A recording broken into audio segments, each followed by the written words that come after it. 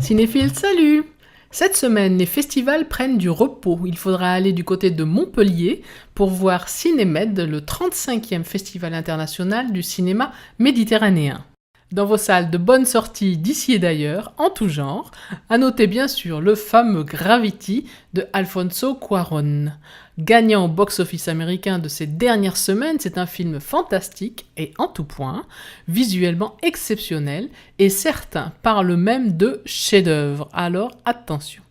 Ce film est avec Sandra Bullock et George Clooney exclusivement. Il s'agit de la dérive antigravitationnelle de Sandra Bullock dans le cosmos en proie à son instinct de survie et à des questions métaphysiques. Basculons cette fois dans plus de légèreté avec cette comédie française qui fait toujours un bon score au box-office français. Il s'agit du Cœur des hommes, le volet 3 de Marc Esposito. Sachez que Marc Esposito a envie d'aller jusqu'au 5, donc il y en aura d'autres, a priori. Celui-ci est avec Bernard Campan, Jean-Pierre Daroussin, Marc Lavoine et un nouveau Eric Elmosnino. Exit Gérard Damon pour cette version, et voici que donc le trio redevient un quatuor grâce à Eric Elmosnino. Puis voici Malavita de Luc Besson, d'après le roman de l'écrivain français Tonino Benakista. Et là, question casting, ça swag. Voyez donc Robert De Niro, Michelle Pfeiffer, Tommy Lee Jones. Ouais, le meilleur est dit.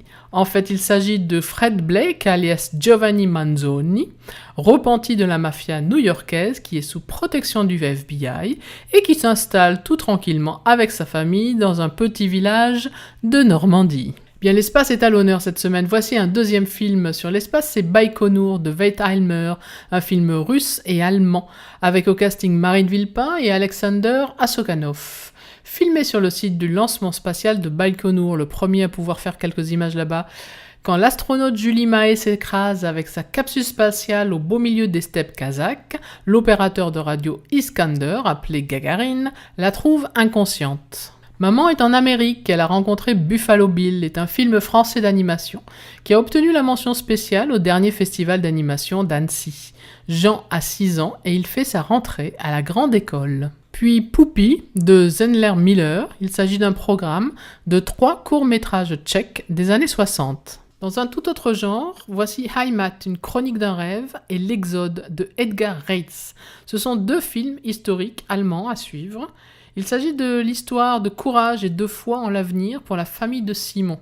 Ce diptyque se déroule au milieu du 19e siècle. Histoire de ma mort est un film fantastique d'Albert Serra, où le célèbre Casanova, réputé pour ses spectaculaires conquêtes sexuelles, toujours accompagné de son fidèle serviteur Pompeux, échoua dans un village de paysans perdus au milieu des forêts. Imagine est un film de Andrzej Jakimowski. Il s'agit d'une production polano-franco-portugaise.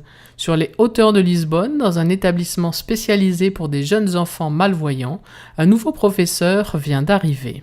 Puis nos héros sont morts ce soir de David Perrault avec Denis Ménochet, Jean-Pierre Martin et Constance Doll.